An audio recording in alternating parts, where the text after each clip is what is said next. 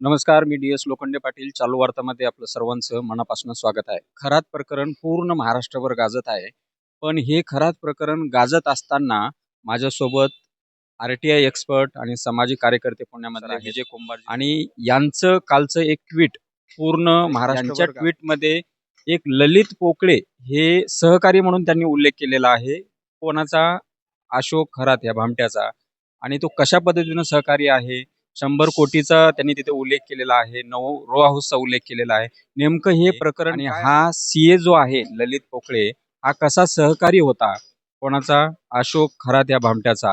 हे आपण थेट विजय कुंभार सर यांच्याकडनं ट्विट पण केलेलं आहे. त्यासोबत त्यांनी मुख्यमंत्री महोदय यांना पत्र पण लिहिलेलं आहे.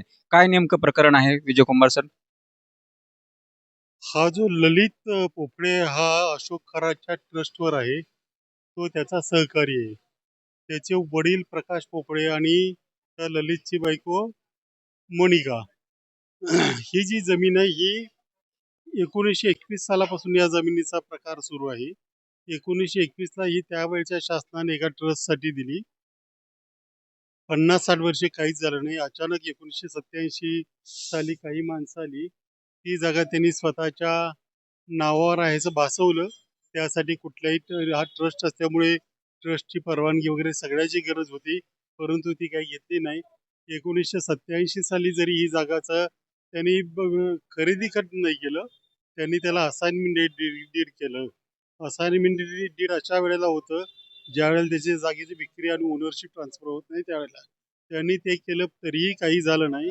त्यानंतर थेट म्हणजे 35 वर्षापूर्वी झालेल्या प्रकरणाला अचानक 2024 साली सुरुवात झाली आणि त्याच्यामध्ये ललित पोपळेचे वडील प्रकाश पोपळे आणि मोनिका पोपळे त्याची बायको, या दोघांचं नाव त्याच्यामध्ये घुसवण्यात आलं.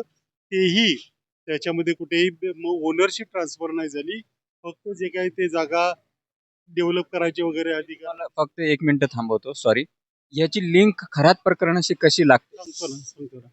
तर हे जे झालं त्याच्यामध्ये या संपूर्ण प्रकारामध्ये कुठेही म्हणजे साधी जागा ती आत्ता जरी म्हटलं तरी 100-125 कोटी रुपयांची आहे. त्याच्यावरचं मूल्यांकन 19 कोटी रुपये दिलेलं आहे.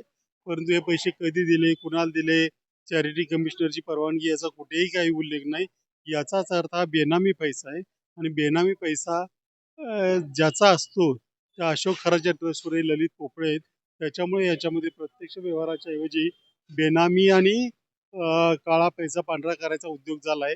त्यांना काळा पैसा देऊन या सगळा व्यवहार करण्यात आला आहे असं आमचं म्हणणं आहे.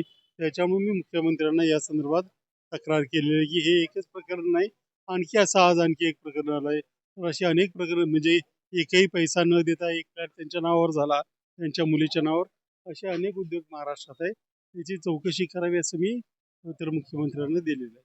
बरं, आता हे ललित पोकळे जे आहेत ते सीए होते, प्लस तुमचं असं म्हणणं आहे का ते विश्वस्त पण होते त्या ह्याच्यावरती? हो, दोन्ही आहेत, सीए पण आहेत आणि विश्वस्त पण आहे. बरं, ते 9 रो हाऊसचा काय प्रकार आहे? तो ह्या जी 50,000 स्क्वेअर फूट जागा आहे त्याच्यामध्येच नवरो असायचं. म्हणजे त्याची जी व्हॅल्युएशन आहे ते 100 कोटीचा. 100 कोटीच्या आसपास जाते असं आमचं मत आहे.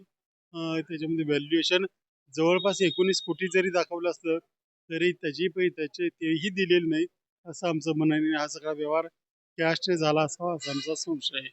मुख्यमंत्री महोदयाकडे आपण एक लेटरद्वारे मागणी केली आहे. त्यामध्ये आपला काय म्हणजे नेमकं काय मागण्या आहेत हे महाराष्ट्राला पण कळल्या पाहिजे. या सगळ्या प्रकारची चौकशी करावी.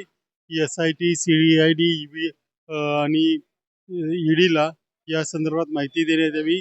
असे आणखी किती प्रकार झालेत याची चौकशी करण्यात यावी आणि याच्यामधले जे गुन्हेगार आहेत, म्हणजे हे काही केवळ या लोकांनी केले अशातला भाग नाही, तर अनेकांनी म्हणजे प्रशासनाने त्याचं सहकार्य आहे. त्याच्यामुळे सर्वांवर कारवाई करण्यात यावी आणि अशा अनेक काही गुन्हे केले त्याचाही शोध करून त्यांनाही जेलमध्ये टाकावं अशी मागणी केलेली. तुम्हाला काय वाटतं ललित पोकळे सारखे अजून किती लोक असू शकतात ह्या ह्याच्यामध्ये? शेकड्यात आहे. त्याचा महाराष्ट्रामध्ये तसा अंदाज करता येणं अवघड आहे. म्हणजे पावलोपावली अगदी प्रत्येक गावाला 2-4 म्हटलं तरी तसे बंधुबाबा आहेत. त्याच्यामुळे जेवढे बंधुबाबा तेवढे त्यांचा पैसा पांढरा करणारे लोक, असं ते समीकरण आहे. त्याच्यामुळे काही आणि जेवढे बाबा आहेत महाराष्ट्रामध्ये आणि भारतामध्ये त्यातले 99% बंधू आहेत, हे मी अनेक वेळा बोललेलो आहे.